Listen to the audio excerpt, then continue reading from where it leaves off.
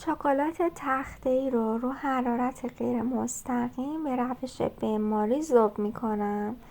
بعد از اینکه شکلات ها ذوب شدن اونها رو کف قالب میریزم. بهتره که این کار رو با قیف یک بار مصرف انجام بدین چون مرتب تر میشه. من اینجا قیف در دسترس نداشتم و از قاشق استفاده کردم. تا نصف قالب ها رو از شکلات پر میکنم.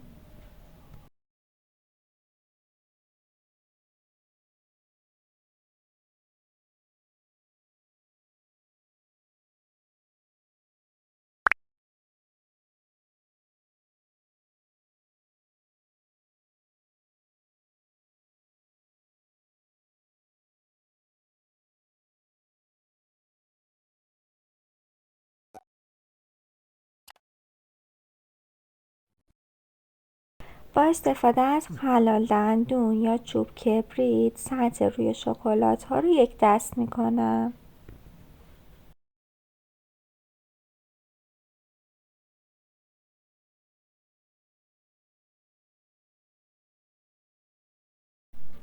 بعد با یک گوش پاکن دور تا دور قالب رو تمیز میکنم. چند بار به زمین میکوبم تا یک دست بشه. اون رو توی فریزر میذارم تا ببنده.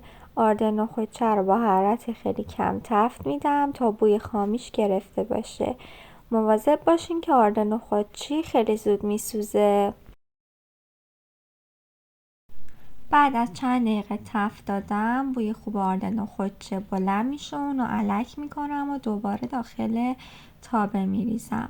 مقداری کره آب شده رو بهش اضافه میکنم. همش میزنم تا خوب مخلوط بشن.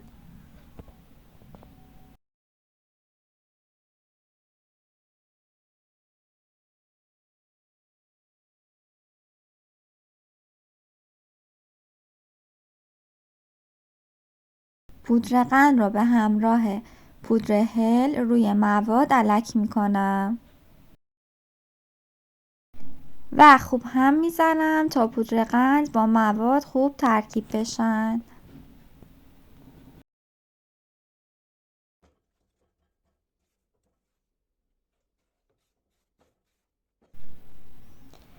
وقتی مایه برشت کاملا یک دست شد اون رو روی شکلات هایی که بسته شده میریزم. مایه برشت نباید خیلی گرم باشه چون شکلات ها رو آب میکنه و نباید خیلی سرد باشه.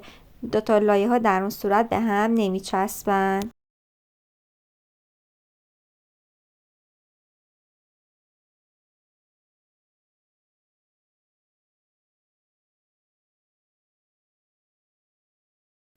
یک ساعت داخل یخچال یا 20 دقیقه داخل فریزر قرار بدین تا ببنده و به راحتی از قالب جدا میشه.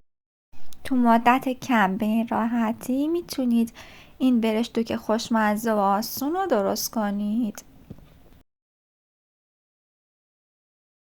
برای دیدن ویدیوهای بیشتر کانال مهتاب پز رو سابسکرایب کنید.